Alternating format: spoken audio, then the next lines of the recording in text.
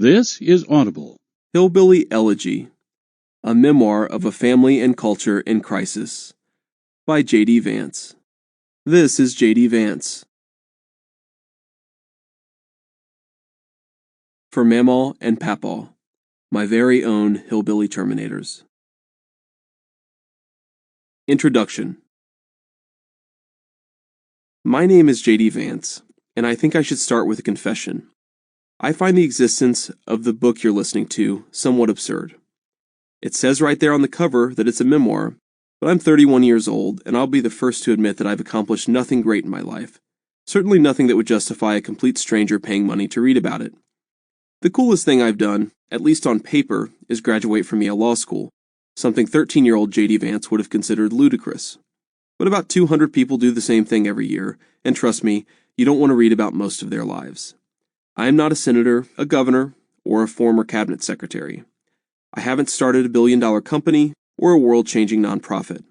I have a nice job, a happy marriage, a comfortable home, and 2 lively dogs. So I didn't write this book because I've accomplished something extraordinary.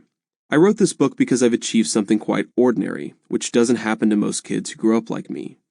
You see, I grew up poor, in the Rust Belt, in an Ohio steel town that has been hemorrhaging jobs and hope for as long as I can remember. I have, to put it mildly, a complex relationship with my parents, one of whom has struggled with addiction for nearly my entire life. My grandparents, neither of whom graduated from high school, raised me, and a few members of even my extended family attended college. The statistics tell you that kids like me face a grim future, that if they're lucky, they'll manage to avoid welfare, and if they're unlucky, they'll die of a heroin overdose, as happened to dozens in my small hometown just last year. I was one of those kids with a grim future. I almost failed out of high school.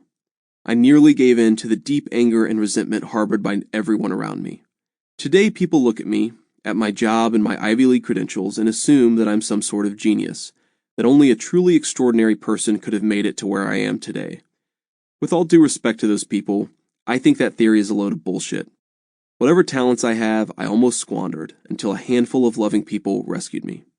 That is the real story of my life, and that is why I wrote this book. I want people to know what it feels like to nearly give up on yourself and why you might do it. I want people to understand what happens in the lives of the poor and the psychological impact that spiritual and material poverty has on their children. I want people to understand the American dream as my family and I encountered it. I want people to understand how upward mobility really feels. And I want people to understand something I learned only recently. That for those of us lucky enough to live the American dream, the demons of the life we left behind continue to chase us. There is an ethnic component lurking in the background of my story. In our race-conscious society, our vocabulary often extends no further than the color of someone's skin. Black people, Asians, white privilege. Sometimes these broad categories are useful, but to understand my story, you have to delve into the details. I may be white, but I do not identify with the WASPs of the Northeast. Instead, I identify with the millions of working-class white Americans of Scots-Irish descent who have no college degree. To these folks, poverty is the family tradition. Their ancestors were day laborers in the southern slave economy, sharecroppers after that, coal miners after that, and machinists and mill workers during more recent times. Americans call them hillbillies, rednecks, or white trash. I call them neighbors, friends, and family. The Scots-Irish are one of the most distinctive subgroups in America. As one observer noted, in traveling across America, the Scots-Irish have consistently blown my mind as far and away the most persistent and unchanging regional subculture in the country. Their family structures, religion, and politics, and social lives all remain unchanged compared to the wholesale abandonment of tradition that's occurred nearly everywhere else. This distinctive embrace of cultural tradition comes along with many good traits, an intense sense of loyalty, a fierce dedication to family and country, but also many bad ones. We do not like outsiders or people who are different from us, whether the difference lies in how they look, how they act, or, most important, how they talk. To understand me, you must understand that I am a Scots-Irish hillbilly at heart. If ethnicity is one side of the coin, then geography is the other. When the first wave of Scots-Irish immigrants landed in the New World in the 18th century, they were deeply attracted to the Appalachian Mountains. This region is admittedly huge, stretching from Alabama to Georgia in the south to Ohio to parts of New York in the north. but the culture of Greater Appalachia is remarkably cohesive. My family from the hills of eastern Kentucky described themselves as hillbillies, but Hank Williams Jr., born in Louisiana and an Alabama resident, also identified himself as one in his rural white anthem, A Country Boy Can Survive. It was Greater Appalachia's political reorientation from Democrat to Republican that redefined American politics after Nixon, and it is in Greater Appalachia where the fortunes of working-class whites seem dimmest. From low social mobility to poverty to divorce and drug addiction, my home is a hub of misery. It is unsurprising, then, that we are a pessimistic bunch. What is more surprising is that, as surveys have found, working-class whites are the most pessimistic group in America. More pessimistic than Latino immigrants, many of whom suffer unthinkable poverty. More pessimistic than Black Americans, whose material prospects continue to lag behind those of whites. While reality permits some degree of cynicism, the fact that hillbillies like me are more down about the future than many other groups, some of whom are clearly more destitute than we are, suggests that something else is going on. Indeed, it is. We're more socially isolated than ever, and we pass that isolation down to our children. Our religion has changed, built around churches heavy on emotional rhetoric, but light on the kind of social support necessary to enable poor kids to do well. Many of us have dropped out of the labor force or have chosen not to relocate for better opportunities. Our men suffer from a peculiar crisis of masculinity in which some of the very traits that our culture inculcates makes it difficult to succeed in a changing world. When I mention the plight of my community, I am often met with an explanation that goes something like this. Of course the prospects for working-class whites have worsened, JD, but you're putting the chicken before the egg. They're divorcing more, marrying less, and experiencing less happiness because their economic opportunities have declined. If they only had better access to jobs, other parts of their lives would improve as well. I once held this opinion myself, and I very desperately wanted to believe it during my youth. It makes sense. Not having a job is stressful, and not having enough money to live on is even more so. As the manufacturing center of the industrial Midwest has hollowed out, the white working class has lost both its economic security and the stable home and family life that comes with it. But experience can be a difficult teacher, and it taught me that this story of economic insecurity is, at best, incomplete. A few years ago, during the summer before I enrolled at Yale Law School, I was looking for full-time work in order to finance my move to New Haven, Connecticut. A family friend suggested that I work for him in a medium-sized floor tile distribution business near my hometown. Floor tile is extraordinarily heavy. Each piece weighs anywhere from 3 to 6 pounds, and it's usually packaged in cartons of 8 to 12 pieces. My primary duty was to lift the floor tile onto a shipping pallet and prepare that pallet for departure. It wasn't easy, but it paid $13 an hour and I needed the money, so I took the job and collected as many overtime shifts and extra hours as I could. The tile business employed about a dozen people, and most employees had worked there for many years. One guy worked 2 full-time jobs, but not because he had to. His second job at the tile business allowed him to pursue his dream of piloting an airplane. $13 an hour was good money for a single guy in our hometown. A decent apartment costs about $500 a month, and the tile business offered steady raises.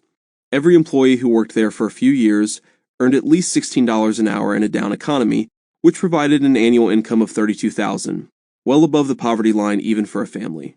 Despite this relatively stable situation, the managers found it impossible to fill my warehouse position with a long-term employee.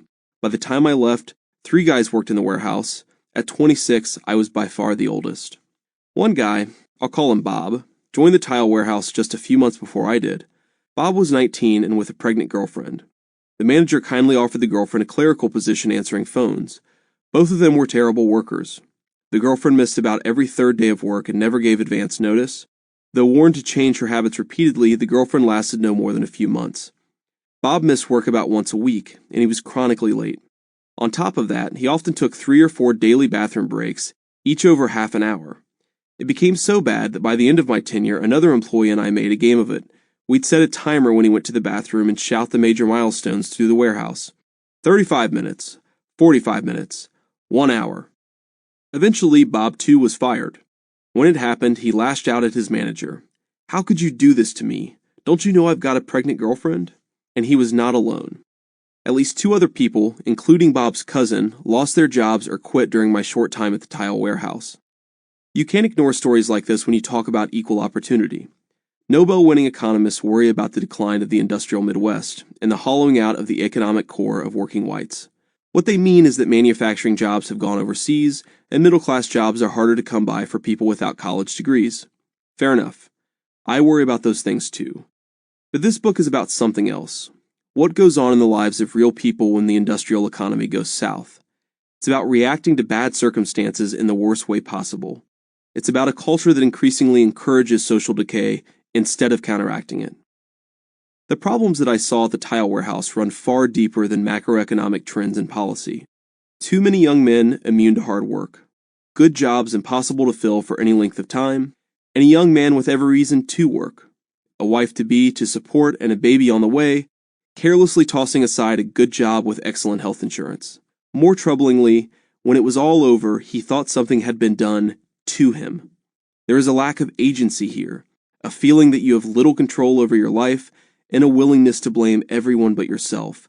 This is distinct from the larger economic landscape of modern America. It's worth noting that although I focus on the group of people I know, working-class whites with ties to Appalachia, I'm not arguing that we deserve more sympathy than other folks. This is not a story about why white people have more to complain about than black people or any other group. That said, I do hope readers of this book will be able to take from it an appreciation of how class and family affect the poor without filtering their views through a racial prism. To many analysts, terms like welfare queen conjure unfair images of the lazy black mom living on the dole. Readers of this book will realize quickly that there is little relationship between that specter and my argument. I have known many welfare queens. Some were my neighbors, and all were white. This book is not an academic study. In the past few years, William Julius Wilson, Charles Murray, Robert Putnam, and Raj Chetty have authored compelling, well-researched tracts demonstrating that upward mobility fell off in the 1970s and never really recovered, that some regions have fared much worse than others, shocker, Appalachia and the Rust Belt score poorly, and that many of the phenomena I saw in my own life exist across society. I may quibble with some of their conclusions, but they have demonstrated convincingly that America has a problem.